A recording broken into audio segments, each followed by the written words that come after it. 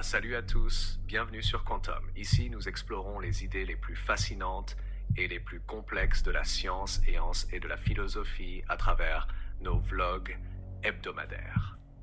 Je suis votre nom et aujourd'hui, nous avons un sujet particulièrement intriguant à déballer. Et si tout ce que nous expérimentons n'était que le produit d'une simulation avancée? Cette question, qui semble tout droit sortie d'une science-fiction, est prise très au sérieux par certains des esprits les plus brillants de notre époque. Dans ce vlog, nous allons explorer comment cette idée s'est développée, ce que la science et la philosophie ont à dire à ce sujet, et pourquoi il se pourrait bien que nous ne soyons pas du tout ce que nous croyons être. Alors, attachez vos ceintures, car nous allons plonger dans les profondeurs de cette théorie, examiner les arguments qui la soutiennent et les sceptiques qui la remettent en question. Restez avec moi pour découvrir comment cette perspective pourrait changer notre compréhension du monde et peut-être même la manière dont nous vivons notre vie quotidienne. C'est un voyage qui promet de remettre en question nos croyances les plus fondamentales. Alors, préparez-vous à être ébranlés et intrigués. Imaginez, si vous le pouvez, une civilisation future incroyablement avancée, dotée de technologies dépassant de loin tout ce que nous pouvons actuellement concevoir. Ces êtres pourraient créer des simulations si détaillées et si réalistes qu'elles seraient indiscernables de la réalité.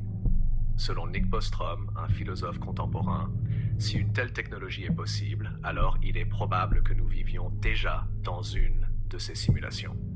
Pourquoi ? Car il pourrait y avoir un grand nombre de ces simulations à une seule réalité de base.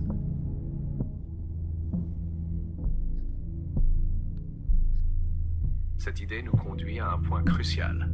Si des civilisations avancées ont la capacité de simuler des consciences, alors statistiquement, il est plus probable que nous soyons des entités simulées plutôt que des êtres organiques dans la réalité originelle.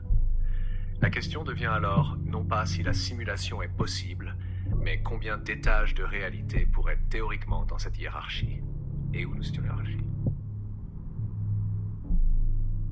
Approfondissons un peu plus. Ces simulations pourraient être utilisées pour une multitude de raisons. Peut-être pour comprendre mieux l'histoire, tester des théories sociologiques ou scientifiques, ou même pour le simple divertissement des civilisations créatrices. Chaque simulation pourrait elle-même contenir des entités conscientes capables de créer leur propre simulation, créant ainsi une chaîne infinie de mondes simulés. Ce concept soulève des questions vertigineuses sur notre propre perception de la réalité et de l'identité. Si nous sommes en effet des créations d'une simulation, quelle est alors la nature de notre conscience ? Sommes-nous réels au sens où nous l'entendons, ou sommes-nous simplement des produits d'algorithmes sophistiqués ? Et si c'est le cas, cela change-t-il la valeur de nos expériences et de nos émotions ? Pour explorer ces questions, il est essentiel de considérer les implications éthiques et philosophiques de vivre dans une simulation. Par exemple, quelle responsabilité les créateurs de la simulation ont-ils envers les êtres conscients qu'ils ont créés ? Ces questions ne sont pas seulement théoriques, mais ont des implications pratiques qui pourraient affecter notre manière de penser, le droit, la morale et même notre propre gouvernance. En contemplant la possibilité d'une réalité simulée, nous sommes également invités à réfléchir à ce que cela signifie d'être humain. Si notre réalité est construite, qu'est-ce qui définit alors notre humanité ? Est-ce notre capacité à penser, à ressentir, ou simplement notre existence dans un certain type de réalité ? Ces interrogations nous poussent à redéfinir ce que nous considérons comme fondamental dans notre propre existence. Alors que nous grappillons les couches de cette hypothèse, nous devons également réfléchir à la nature de la liberté dans un monde simulé. Si nos choix et nos actions sont conditionnés ou préprogrammés par les paramètres de la simulation, quelle liberté avons-nous réellement ? Cette question ébranle les fonds de compréhension de la libre volonté et du déterminisme. De plus, envisager que notre univers puisse être une simulation ouvre la porte à des spéculations les interactions possibles avec les simulateurs. Pourrait-il intervenir dans notre monde, nous observer ou même communiquer avec nous ? Et dans quelle mesure notre compréhension de la physique et de l'univers est-elle complète si elle est filtrée à travers le prisme d'un système simulé? Ces considérations ne sont pas simplement philosophiques, mais touchent à la science pratique. Par exemple, certains scientifiques proposent des expériences pour tester la nature de notre réalité, cherchant des anomalies ou des caractéristiques qui pourraient indiquer que notre monde est en effet une création artificielle. Cela pourrait révolutionner non seulement notre vision de l'univers, mais aussi la manière dont nous approchons les sciences fondamentales. Poursuivant cette réflexion, il est fascinant de considérer comment la technologie pourrait évoluer pour permettre à l'humanité de créer ses propres simulations complexes. Imaginons un futur où nous pourrions simuler des univers entiers, complètement indiscernables de notre propre réalité. Quelles implications éthiques cela soulèverait-il? Comment pourrions-nous assurer les droits et le bien-être des consciences que nous pourrions créer? Ce type de technologie, bien qu'encore lointain, soulève des questions sur notre responsabilité en tant que créateurs. Si nous parvenons à créer des simulations qui sont perçues comme réelles par leurs habitants, nous trouverions-nous dans la position des dieux? Et quelle serait notre obligation morale envers ces entités simulées? La notion de jouer à Dieu prend ici une dimension concrète et pressante. De plus, cela pourrait transformer notre compréhension de la création et de la finalité de l'univers. Si nous sommes capables de créer des réalités simulées, cela pourrait-il suggérer que notre propre univers a été intentionnellement conçu? Cette perspective pourrait rapprocher les champs de la science et de la théologie, autrefois considérées comme largement distinctes, en posant des questions profondes sur l'origine et le but ultime de l'existence. Dans cette quête pour comprendre si nous vivons dans une simulation, nous devons également envisager les limitations et les biais de notre propre perception. Si notre univers est en effet une construction, nos sens et notre science sont-ils fiables ou sont-ils simplement adaptés pour fonctionner dans les paramètres prédéfinis de cette simulation? Cela nous amène à une introspection sur notre propre méthodologie scientifique. Devrions-nous adapter nos approches et nos outils en considérant que nos découvertes pourraient être influencées par les contraintes d'un programme supérieur? Comment pourrions-nous même commencer à détecter les failles ou les signatures d'une simulation à partir de l'intérieur de celle-ci? L'impact de telles révélations serait monumental, non seulement pour les sciences physiques, mais aussi pour les humaines. Notre art, notre culture, nos philosophies pourraient tous être influencés par la révélation que nous ne sommes pas les êtres réels que nous pensions être, mais plutôt des éléments d'une vaste expérience numérique. À mesure que nous explorons ces possibilités, nous devons rester ouverts à l'immense diversité des théories et des interprétations que propose cette idée. Elle nous défie de repenser notre place dans l'univers, non pas comme une certitude, mais comme une question ouverte, toujours susceptible d'être redéfinie par de nouvelles découvertes et perspectives. Alors que nous naviguons à travers ces concepts vertigineux, il est essentiel de considérer comment cette perspective pourrait influencer notre vision du futur. Si nous acceptons l'idée d'une simulation, cela pourrait nous pousser à reconsidérer nos objectifs et aspirations en tant qu'espèce. Que signifie progresser dans un monde dont les limites pourraient être prédéterminées par des forces extérieures? Cette réflexion peut inciter à une certaine résilience philosophique. En reconnaissant les potentialités d'une existence simulée, nous pourrions développer une nouvelle forme de détermination. Chercher à optimiser notre situation, à améliorer la qualité de notre existence virtuelle et peut-être à communiquer avec nos simulateurs, s'ils existent. En outre, cela pose la question de l'autodétermination. Si notre réalité est façonnée par d'autres, quelle autonomie avons-nous vraiment? Cela pourrait inspirer une nouvelle ère de recherche philosophique et scientifique, visant non seulement à découvrir la vérité de notre condition, mais également à négocier notre place et notre pouvoir au sein de ce cadre potentiellement préconçu. Dans le même temps, il est crucial de ne pas sombrer dans le nihilisme. Même si notre monde est simulé, les expériences, les relations et les émotions que nous ressentons restent authentiques pour nous. Cela nous rappelle l'importance de chercher un sens et une valeur dans ce que nous vivons, indépendamment de la nature ultime de notre réalité. Confrontés à la possibilité d'une existence simulée, nous devons aussi réfléchir à la manière dont cette perspective influence notre interaction avec la technologie aujourd'hui. Alors que nous intégrons de plus en plus la réalité augmentée et virtuelle dans notre quotidien, les lignes entre simulation et réalité s'estompent. Cela nous prépare-t-il inconsciemment à accepter l'idée d'une vie entièrement simulée? Cette intégration de la technologie pose aussi des questions éthiques immédiates sur la vie privée, la sécurité et l'impact psychologique de vivre des vies de plus en plus virtuelles. Comment maintenir notre humanité dans un monde où nos expériences peuvent être artificiellement conçues? Quelle authenticité reste-t-il dans nos interactions si nous savons qu'elles pourraient être programmées ou manipulées? Envisager notre monde comme une simulation nous oblige également à penser à ce que nous valorisons dans l'expérience humaine.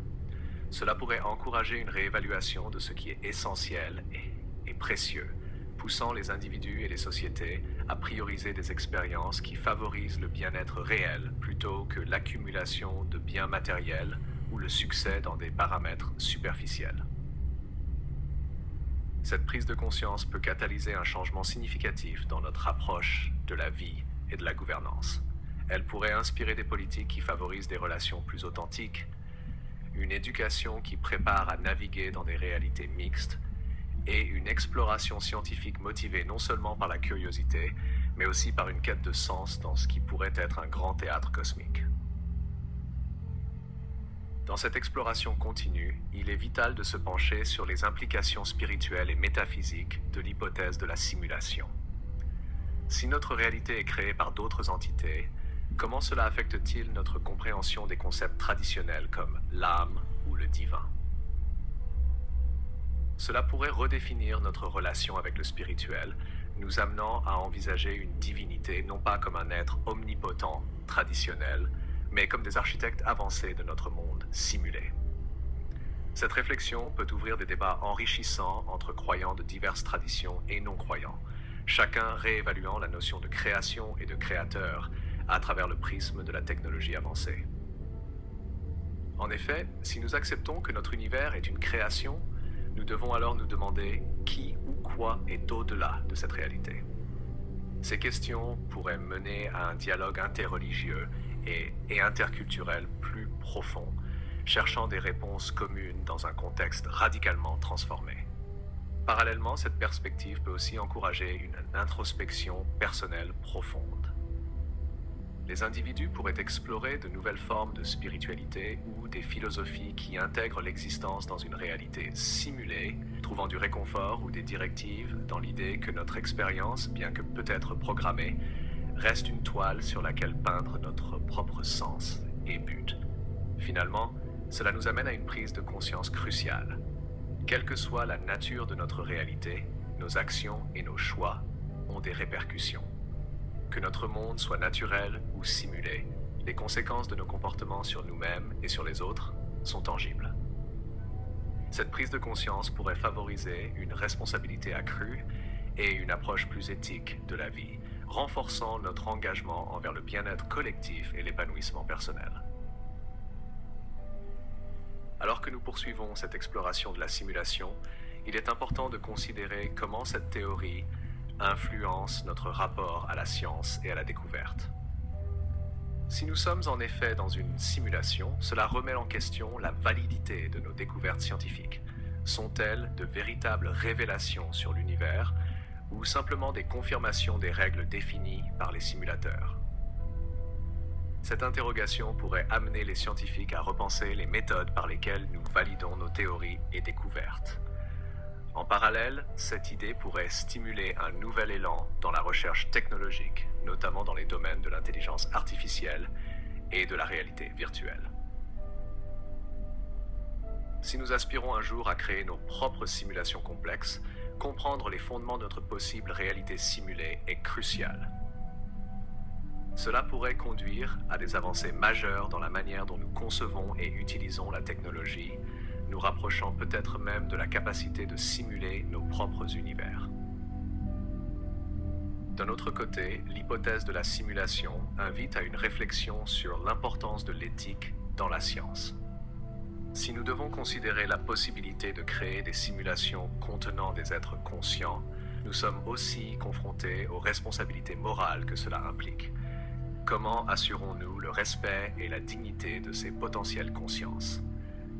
Ces questions éthiques pourraient redéfinir les principes fondamentaux de la recherche scientifique. Finalement, cette exploration pourrait aussi affecter l'éducation, en nécessitant une adaptation des curriculums pour intégrer les implications de telles théories. Enseigner la science dans le contexte d'une possible simulation nécessite non seulement de transmettre des connaissances, mais aussi de cultiver une pensée critique approfondie et une capacité à remettre en question ce que nous considérons comme acquis.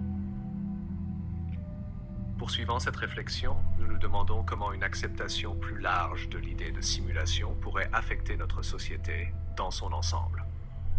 La théorie de la simulation pourrait encourager une perspective plus globale et systémique sur les problèmes mondiaux tels que le changement climatique, les pandémies et les conflits internationaux. Si nous envisageons que notre monde pourrait être le produit d'un design externe, cela pourrait nous motiver à trouver des solutions qui ne sont pas limitées par les conventions actuelles, incitant à une créativité et une collaboration sans précédent. Cela pourrait également influencer notre conception de la justice et de l'égalité. Si nous sommes tous des produits d'une simulation, les distinctions basées sur la race, le genre ou la classe sociale pourraient être perçues comme encore plus arbitraires et non fondées. Cela pourrait mener à une société plus égalitaire, où l'empathie et la compréhension mutuelle sont renforcées par la reconnaissance de notre condition partagée de simuler. En outre, cette prise de conscience pourrait remettre en question nos conceptions traditionnelles de la propriété et de la consommation. Si nous percevons notre environnement comme potentiellement illusoire ou temporaire, les valeurs matérialistes pourraient être remplacées par une recherche accrue de signification et de connexion authentique, recentrant nos priorités sur des expériences enrichissantes et des relations humaines profondes. Enfin, cette théorie pourrait aussi engendrer des mouvements culturels qui cherchent à explorer et à exprimer ce concept à travers l'art, la littérature et le cinéma. Ces œuvres pourraient aider à démocratiser et à diffuser la réflexion sur la simulation, rendant ces idées plus accessibles et permettant à un public plus large de contempler les implications fascinantes et parfois troublantes de vivre dans un monde simulé. Alors que nous arrivons à la fin de notre exploration de l'hypothèse de la simulation, il est essentiel de se poser une question fondamentale. Que ferons-nous de cette perspective ? Accepter la possibilité que nous vivions dans une simulation ne doit pas nous conduire au désespoir ou au cynisme, mais plutôt à une curiosité renouvelée et à une quête de sens encore plus profonde. Cette idée peut nous encourager à réévaluer ce qui est vraiment important dans notre vie. Si tout ce que nous percevons pourrait être une construction, alors les relations que nous cultivons, les valeurs que nous défendons et les expériences que nous vivons prennent une signification d'autant plus précieuse. Nous sommes poussés à vivre de manière plus authentique, à chercher des vérités plus profondes et à valoriser les moments de connexion et de compréhension. Nous pouvons aussi voir cette théorie comme une invitation à embrasser l'inconnu avec courage et créativité. Si notre réalité est une simulation, alors elle est un jeu de possibilités infinies, un terrain de jeu pour l'innovation, l'exploration et l'expression humaine. Nous pouvons choisir de voir les limites apparentes de notre monde comme des opportunités pour repousser les frontières de la connaissance et de l'expérience. En conclusion, que nous soyons ou non dans une simulation, la réflexion sur cette possibilité nous rappelle que notre quête de sens est ce qui définit notre humanité. Chaque question que nous posons, chaque mystère que nous tentons de percer, enrichit notre compréhension de nous-mêmes et de notre place dans l'univers. Alors continuons à explorer, à questionner et à philosopher. Car, simulation ou non, c'est dans cette quête infinie de sens et de vérité que réside la véritable essence de notre existence. Merci d'avoir rejoint cette exploration fascinante sur Quantum. J'espère que cette discussion vous a inspiré à voir le monde sous un nouvel angle et à continuer de chercher les vérités cachées de notre réalité. N'oubliez pas de partager vos pensées dans les commentaires et de vous abonner pour plus de réflexions captivantes. À la prochaine fois. Et souvenez-vous, l'univers est vaste, mystérieux et toujours prêt à révéler ses secrets à ceux qui osent chercher.